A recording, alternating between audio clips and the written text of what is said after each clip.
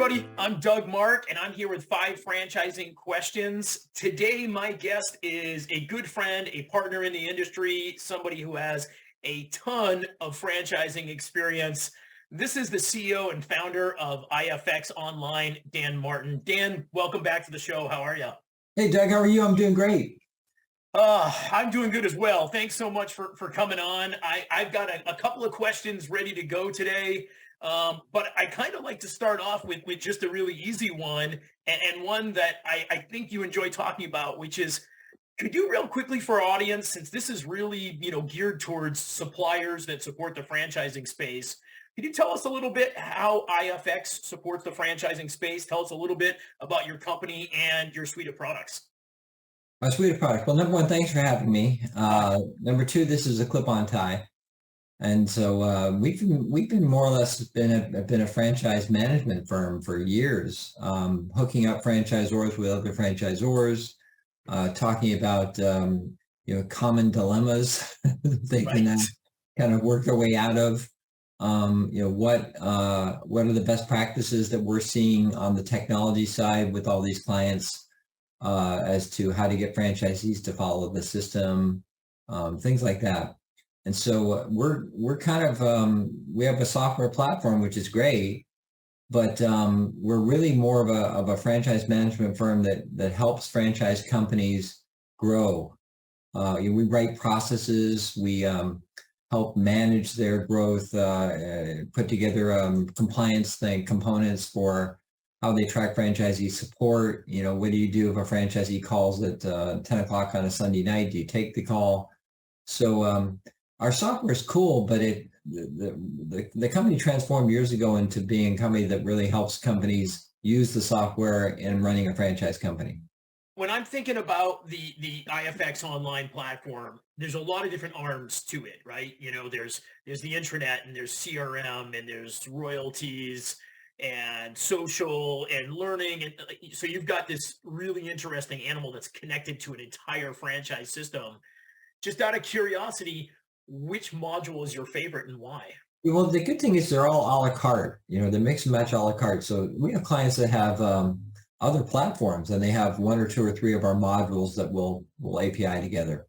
Yeah. Or clients come in and they say, well, I have a POS system, I have QuickBooks already, I have a great payroll system, and I want to integrate those all into your platform as a kind of a one-stop place to go. And franchisees, I really only want them to log in once.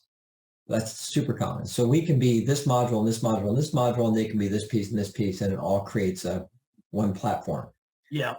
My favorite, the one that we're seeing the most growth in is we have a CRM, which is a CRM, but it does franchise development, which is great. But it does onboarding as well. So the same CRM that you'd use to follow the processes of working a lead, just like you would Salesforce, then transitions to, okay, well, now that you've got the franchise awarded, here are all the steps for onboarding. So my pipeline reports and my milestone reports that I would use for how far along am I in working leads are now used to how far along is this guy from opening. He's got 20 weeks to open. He's down to 17 weeks, and 30% of the things have not been done yet. So another team manages it, but it's the same CRM. Yeah. And then someone comes in and says, hey, I've got a checklist for COVID recovery. Want to reopen all my stores for COVID. It's not, they were all opened already using our onboarding tool, which is part of the CRM. But we want to tweak the onboarding tool to make it so that it has, do you have your signage correct? And do you have the right special protective equipment? And do you have the sanitization policy in place? And the customer distancing and the stickers on the floor. The same checklist for onboarding in an initial setup was now being used for reopening under COVID guidelines. So the franchisees plug in, and there's their own little checklist that they have to go through, and links to the supplier to order this. And franchisors on the side going, oh yeah, he's doing that, and he's doing that, and he's doing that. And you're open, signs it off, you're open. Take a picture, it loads into the program. So the CRM is so capable and so flexible, and since we're doing it all ourselves, we're not offshoring it, for example. I would love to say that we have all these great ideas. The expansion of this one module has come because clients are saying, oh, I want to do a checklist for this or checklist for that, or I want to integrate with my iPhone and go out and do store visits with recommendations and photos. And I want to have the franchisee sign off with their finger. And Right. that's all in place.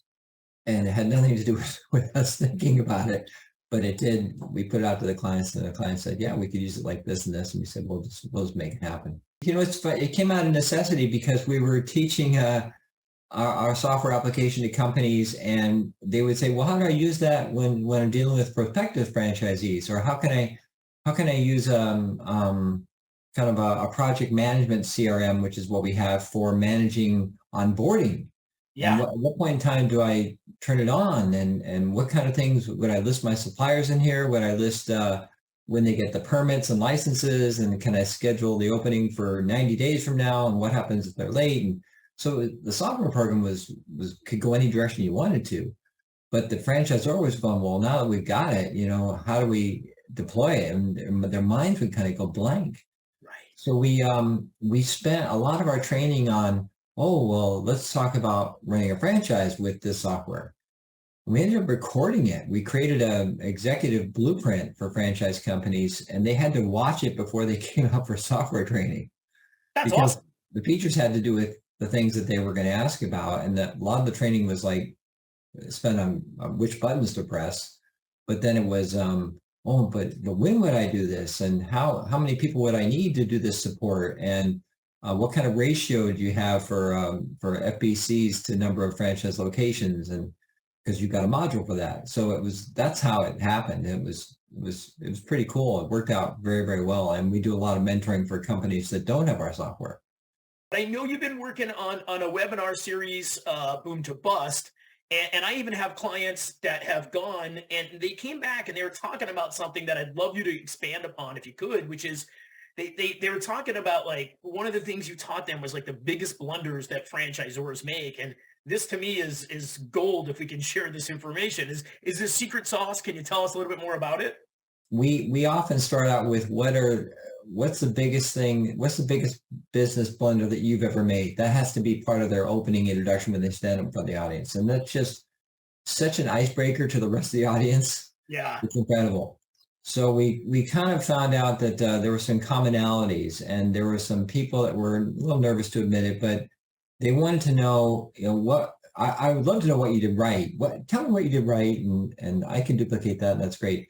But I would actually rather know how these big companies, what they did wrong, and how they got out of it. Because the ability to get out of it as opposed to do everything right all the time, is a whole nother angle. And to me, it's a lot more difficult. So we open up with that. So the blunders that you might have would be, secret sauce. Do you have anything? What's proprietary to your franchise brand? What makes it unique? Anybody, I think the opening thing we would say is that anybody can franchise. Right. So, if it doesn't really need secret sauce or a system, but it should have one. But getting an FDD is pretty easy. Just search and replace the word yogurt for the word transmission. But the problem is that the companies, they might not have secured their trademarks. They might not have locked down the domains. They might not have set up their copyrights. They want to make sure they've got patents. If they don't have patents or secret sauce, that would make them unique, then they've got a problem, because if they're awarding a franchise and licensing the system, what does the franchisee have that's unique that would set him apart in the market that they're in? Right. And what would keep other people from ripping you off? So when you don't have the sauce or the love and secret herbs and spices or the proprietary product or whatever, which are great to have, if you don't have that, that's cool. Your secret sauce becomes your brand, and how that brand is promoted in markets where you've got enough density of franchises to increase brand awareness and to create a cohesive network of, oh, that's this brand here, and that's synonymous with this product, and that's the secret sauce. So we generally talk to people about, what is your secret sauce? And it doesn't always have to be sauce. It can be anything, but it has to be something. If they're really serious and they said, yeah, you know what? This is a repeatable process that we think we could grow outside of the location we have today, or two locations. What's step one? I really think it's a great idea to talk to other franchise companies. Go to the franchisor, find out the franchisee, what's unique about what they went through as a franchisee, Yeah. what were their expectations versus what really happened. Almost basically shop other franchises like you were looking to be a franchisee and learn from that perspective what everyone was expecting versus what they got, and then take it up a notch and go research franchisors so that you can learn, basically what were the expectations at their level, which could be applied to your level, and what were the problems that you heard about, maybe that the franchisee said about the franchisor, and see if you can get over those hurdles. Make it like a series of tests that you have to pass to determine if you could be a viable franchise. I Yeah. wouldn't. Franchising is like this. Franchising is a lot of hand holding, and Yeah. it's very political and very legal, all that kind of stuff. So it has to be a system that's outside of your head that can be documented. I feel like there's sometimes a disconnect because a lot of times they're so focused on selling the units, they're missing out on an opportunity to support the ones that they do have, right? And so I always talk to clients today, and I'm like, look, you're going to sign that unit one time, and what you need to do is you need to collect royalties for the next 10 years. Right. So there has to be this support component on top of it as well. It's But the royalties require the unit to be open. Okay, now we need to get the franchisee focused on getting open. So you really need to start before you award the franchise. You really got to get the momentum going, yeah. because between the time you grant the franchise and the time they open, you're not getting royalties. And Right. then Nobody's making any money at that point, right? right, and then there's always another delay. And then you might be on a monthly royalty, so you've got to wait that whole month before the sales come in. And the problem is that franchisors go, oh, well, that's okay. We figured they're going to be at average sales of this, so that divided by 12, again, for the first month is going to be this. And I'm going, well, they're not going to get up to that level, in month one. Right. Right. So your 6% that you're putting into your budget isn't $60,000. It's like $20,000 for like several months. And they go, so I did a session at the IFA convention a few years back at the emerging franchise convention, and which is all to a large degree startup franchisors. And the session that I wanted to produce was, I have 22 successful franchisees. When do I make money? And everyone in the audience is going, that's me. But on the other hand, it's, the franchise, the Egg McMuffin was invented by a franchisee. And so every franchisor encourages franchisees to come up with new ideas and, submit them. You have to submit them to corporate, obviously.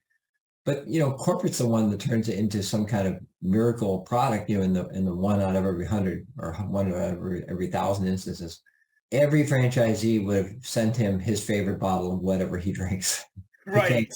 Every franchisee would have said, hey, man, thanks to you or whatever franchisees for whatever ideas, that's what I'm buying into. I mean, so Yeah. the franchisor needs to go in with an open mind of saying, I don't know everything. I've assembled a group of like-minded people. I'm just a facilitator. When we think about it from the supplier perspective, Dan, somebody new is going to break in as a supplier. What's the most important thing, you'd recommend to a supplier getting into franchising? My line is going to be when a franchisor says, oh, Mr. Supplier in whatever business, what's the advantage of going with your company? I was just meeting with the company, and they also do what you do. And my comeback might be something like, we're going to make it so you're yelled at less. Right. So my point is that the franchisor kind of laughs. Yeah. but not because it was funny. And he doesn't throw me out. So what I recommend is that franchisors, when they're working with suppliers, they're basically saying, we're going to put you in front of all of our franchisees. And our franchisees are yelling at, I don't want to harp on this, but they're not all yelling, obviously. But what I'm trying to say is that they're definitely looking to us for new things. Yes. And if I roll you out in front of all my franchisees, I have to know that you're going to do what you say you're going to do. And you have to know that some franchisees are going to go, well, I know this industry and I'm not going to do that. So you have to have a way of dealing with that. You can't just say, well, go crying to the franchisor and you have to use it. What do you mean? Right. What do you mean you're saying no? So if the franchisor is slammed and has 40 initiatives already on their plate, and I come in the door saying, well, we have an intranet and a sales and royalty reporting and automatically calculates your royalties, all this kind of stuff. What's going to be the capper is that we'll work with your FAC. Oh, you know what FAC is? You work with your regional support people. We'll go grab from your existing POS systems. Oh, you all have different royalties. Yeah, we knew that already. We factored that in. You have graduated brackets. You have franchisees that don't pay the royalties on time. How could that be? And you kind of talk like that, and they go, well, this company, it sounds like they've got a good product, which is neither here nor there, but it sounds like they could actually implement it in a franchise environment where I don't have to explain to them this nightmare of franchising that I'm going through. And it really has nothing to do with, are you an intranet? Are you a POS system? Are you a PR company? It's irrelevant. The CEO or CMO of a franchise company wants to know, man, do you have any idea what problems I'm having in conveying things to franchisees till I'm blue in the face and having them still deny ever hearing it? It's like, that's huge, right? Understanding that franchisor-franchisee relationship and challenges. Right. So you just go wink, and they go, okay, where do I sign? Because we're without saying it, we're speaking, but you know what we're saying, right? Right. No, and I used to be a franchisee, and I used to be an area developer, so I know how to complain. But they don't follow the system in that. So we know that going in, we're going to make the franchisor's life a lot easier, and they don't need to explain to me, oh, well, they don't really want to be part of the local ad spend, and I know what the local ad spend is, and they don't want to have to be restricted as to what products they can sell. So I go, well, I know all that. So I'll speak franchisee when we roll out the program, and in the meantime, we can buddy up with the franchisor and speak franchisor. Love that answer. Yeah, so learn everything about franchising that you can, and that way, and then assemble the best practices, ideas, and be just a facilitator of, oh, I saw that here. Meet this guy, Jim. Meet Sally. Sally, meet Jim. Yep. Oh, here's what I heard, and I met a guy named Doug, and he's a super cool guy, and we think exactly alike, and both play guitar. And by the way, he does this and this and this.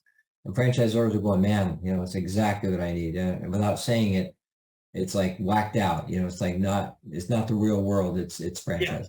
Well, Dan Martin from IFX, I can't thank you enough for coming on the show. How do people who are watching this interview right now get in touch with you? What's kind of the email or social channels you want? Well, we usually say, Doug, use our full name, which is IFX Online. So that's how we actually go to ifxonline.com. There you go, ifxonline.com. There's a contact us from there if you want to reach out to Dan. Just or Google Dan Martin IFX, and you'll get all our videos and the old sponsorship videos to the IFA conventions and tips. And we're half of our company is strategies. Love to talk to anytime. Take a margarita in exchange for that, and the other half is software. Love it. Thanks, Dan. It's always great to talk to you. Great pleasure. Take care, you guys. Bye, everyone. Bye.